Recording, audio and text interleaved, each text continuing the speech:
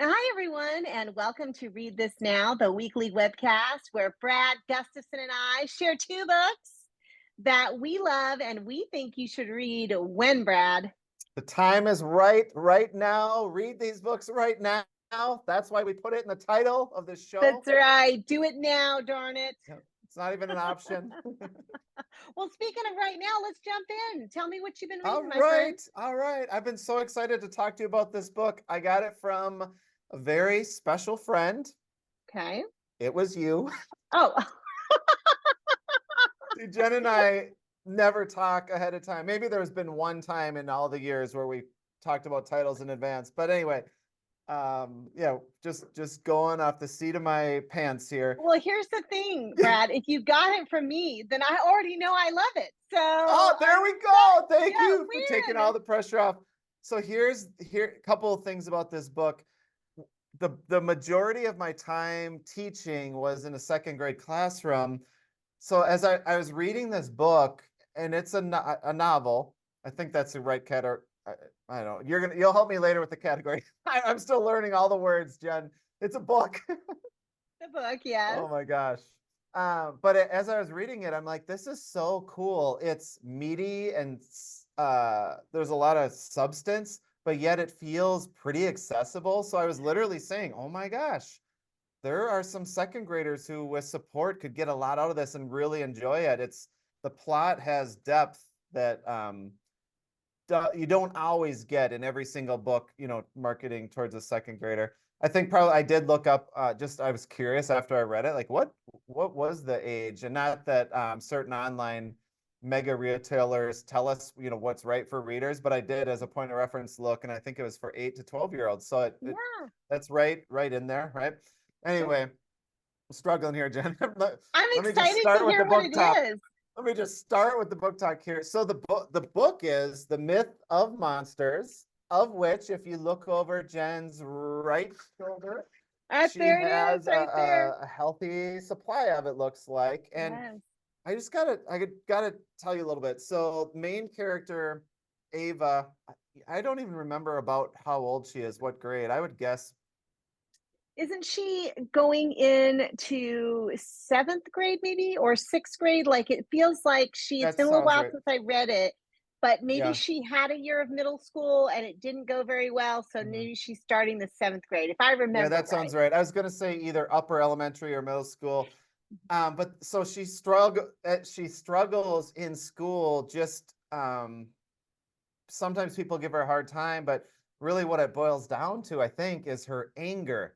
And kids will kind of needle her because she has a hard time controlling the anger. And there's one boy who is kind of relentless at that. And this all takes place pretty quick in the beginning. Like it's not very drawn out, but he gets into a confrontation with her because he just kind of shows up as a bully in different areas pretty consistently. And he took a book she really wanted from the library in class. He stole, for lack of a better word, a topic that she was really passionate about and she wanted to present on. But anyway, she got so mad. Here's the anger thing. She just kind of exploded. But instead of just normally getting socially ostracized, which kind of is the norm for her, something weird happened to the boy. And Yeah. I won't go into too many details, but she didn't necessarily put two and two together, although we do learn later on in the book that what happened to the boy is because of her. Yes. And that's where you get into the mythology of this. And as the name implies, Medusa plays a big role in the story. So anyway, what happens pretty quickly in the beginning, so I don't feel like I need to give a spoiler alert here.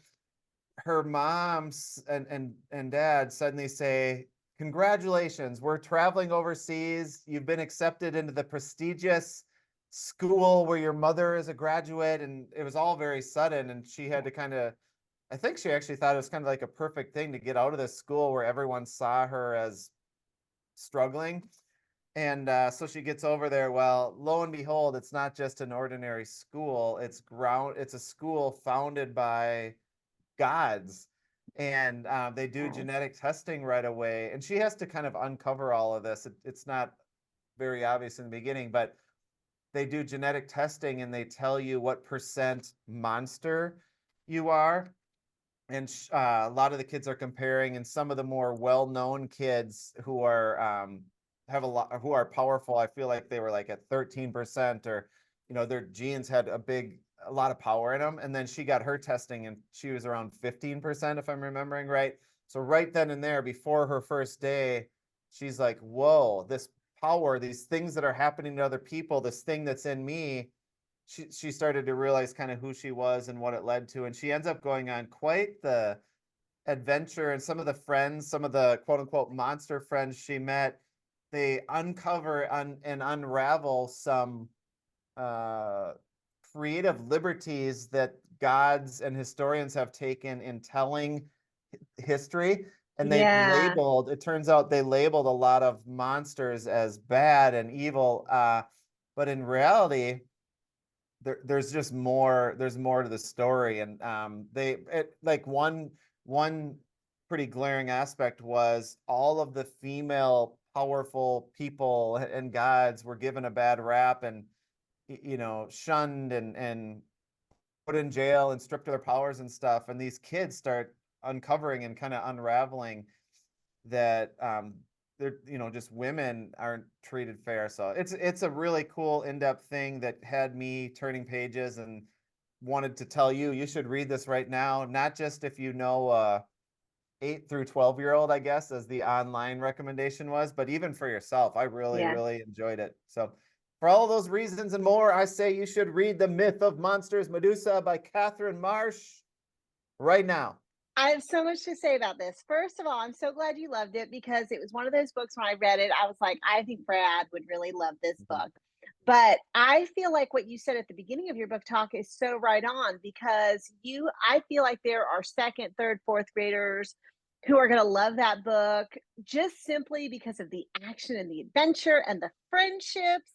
I mean, all those kids who love the Percy Jackson series and who Yes. love those, like, sort of, magical school stories, all of those things, they're going to be into this book because it's got all of those sort of features and concepts. But I also think that as kids get a little older, there's layers to this book, especially when it comes to those aspects like you talked about, the idea that sometimes the same traits, when we look at them in a boy or a man, we label them differently than if what the way we do when we look at them as a girl having them or a woman having them. Those same traits of power or assertiveness, or even like, righteous anger, those are labeled differently depending on gender. And the idea that that is like a historical thing that maybe has been a seed that's been planted because of a desire to hold on to power, those are the kinds of conversations that kids much older than that 8 to 12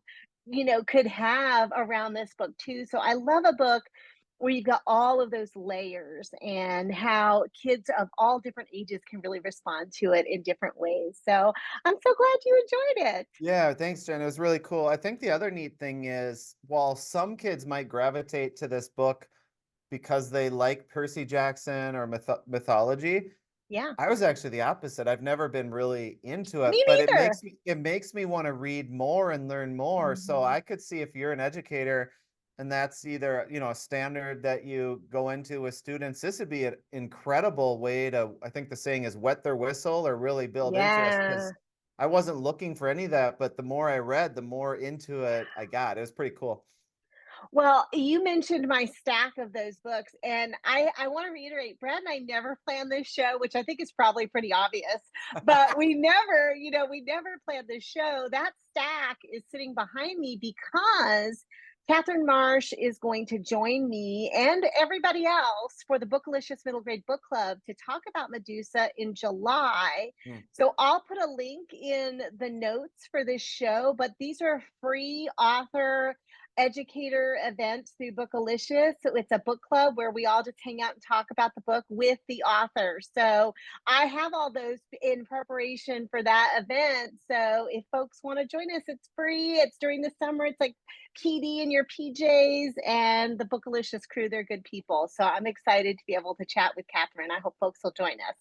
Yeah, I love that you said that. And then, all with some of the different groups and organizations I've got to work with, including the great folks at Bookalicious, one of the coolest elements always is during those author connections, Yeah. it's really cool just for it fills my bucket to be inspired and hear more. But I love then talking to students later on and saying, I was on a Zoom call, or I talked to Katherine the other day, and here's the story she shared that no one else knows about. It's so cool. And that And always it like really brings like the gives you attention up. some like credibility points Well, too, because I they're wouldn't go like, that far, but yeah, yeah. Dr. Gustafson knows his author. It's It so takes a cool, lot more right? than that to give me credibility, Jen. No, not at all.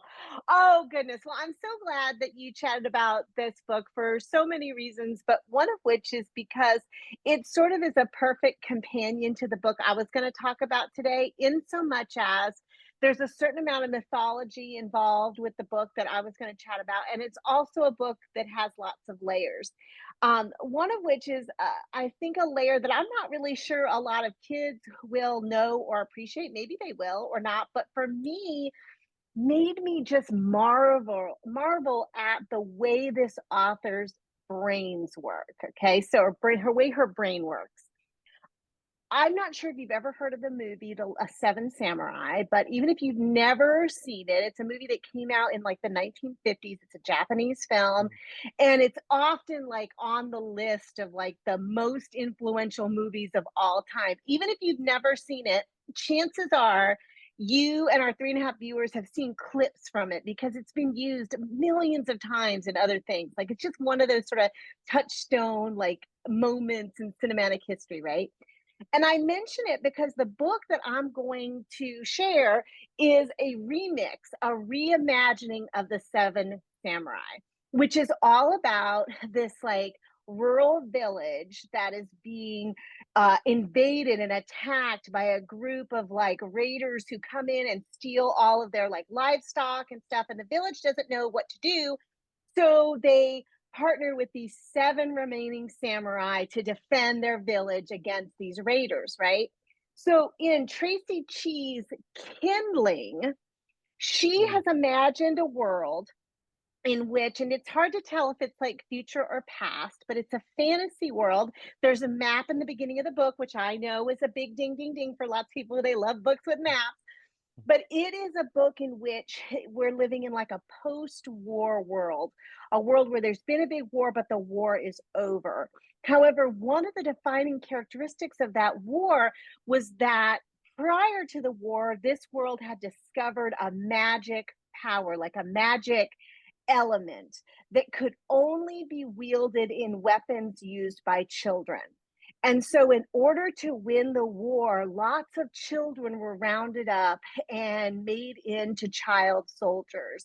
The consequence was is that wielding this magical weapon actually, if the children didn't die in the war, it sort of burned them out. It used up their strength and infected them with a disease called burnout. And so many of these kids died early on, whether it was during the war itself or just at an early age from burnout. As a result, these kids were known as kindling because they're Wow. kind of the thing that was thrown on the fire. Doesn't that kind of give you chills when you hear it that way, right?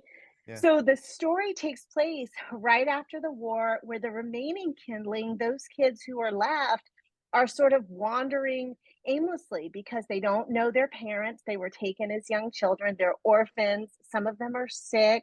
They've never lived in a world where they weren't a soldier. So they're just sort of like wandering. And it just so happens that seven of them happen upon a village that is being attacked and raided by a group of thieves who every season come in and steal their livestock and their food and kill some of them, etc.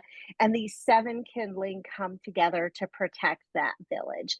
But what they're also doing during that is figuring out who they are and figuring out what life could look like for them after this terrible thing that they've been through. I feel like my book talk isn't doing justice to all the layers in this beautiful book. First of all, Traci Chee is just an absolute master with language. The language she uses in the book is beautiful. Like there are certain passages that just sort of take your breath away.